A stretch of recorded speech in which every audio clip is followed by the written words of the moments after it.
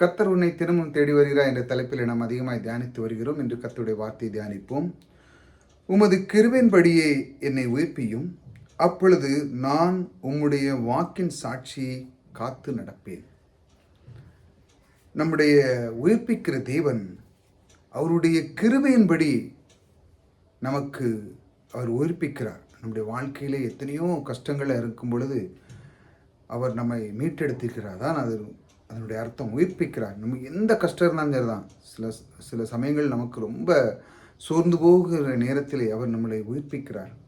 எப்படி ஒருவன் ரொம்ப கஷ்டத்தில் இருக்கும் பொழுது அவனுக்கு யாராட்டும் உதவும் பண்ணும்போது நீங்கள் உயிர் மாறிங்க அப்படி சொல்லுவாங்க. அந்த அளவுக்கு தேவன் அவருடைய கிருபையின் மூலமாக மனிதனாட்டு ஒரு சாதாரண ஒரு விஷயத்துக்கு செய்வான். ஆனால் கர்த்தரோ அவருடைய கிருபையின், அவருடைய அனாதி அன்பினால் நம்மை உயிர்ப்பிக்கிறார். அப்பொழுது நாம் என்ன செய்கிறோம்? உம்முடைய வாக்கின் சாட்சியை காத்து நடப்பேன். அவருடைய வாக்கு தத்துவங்களுடைய வார்த்தைகள் இதையெல்லாம் நான் அதற்கு இடம் கொடுப்பேன். எப்பொழுது அவருடைய கிருபையின் மூலமாக நம்மை உயிர்ப்பித்தவர் நடத்தி நமக்கு அவர் காண்பிக்கிறார். நான் உன் கூட இருக்கப்பா, உனக்கு கிருபையாக இருக்கிறேன், நீ ஏன் என் வார்த்தை விட்டு விலகுகிறார் அப்படின்னு அவர் காமிக்கிறார். அப்பொழுது நாம் என்ன அது மனதுகளை கொண்டு வருகிறோம்?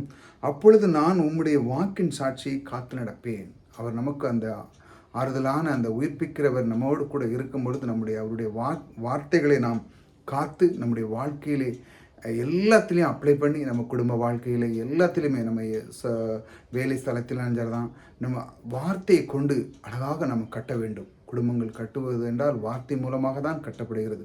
அதற்கு என்ன தேவை?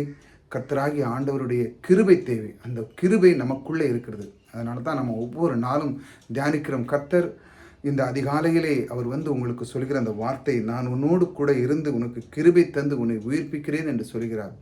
கர்த்தர் உன்னை தினமும் தேடி வர தலைப்பில் நம்ம அதிகமாக தியானிக்கிறது, அவர் நமக்கு எப்படி இருக்கிறார், நம்ம நேசிக்கிறது, அவர் நமக்கு எப்படியா இருக்கிறார், அதுதான் நாம் அதிகமாக தியானிக்கிறோம். அவர் நமக்கு எப்படி இருக்கிறார்? அவர் கிருபை தந்திருக்கிறார், உயிர்ப்பிக்கிறார். அப்படி நமக்குள்ள எல்லா விதமான நன்மைகளை செய்யும் பொழுது நாம் அவர் வார்த்தையை விட்டு விலக மாட்டோம். அவருடைய வார்த்தையை பற்றிக்கொள்ளும். ஒவ்வொரு நாளும் அவருடைய வார்த்தையை, அவருடைய வார்த்தை நமக்கு உயிர் மாறி அந்த வார்த்தையை நாம் எடுத்து கொள்ளும்போது அவர் கிருபையும் அவருடைய உயிர்ப்பிக்கிற அந்த தேவன் நம்மோடு கூட இருக்கிறார். ஒரு நாளும் கலங்காதீர்கள்.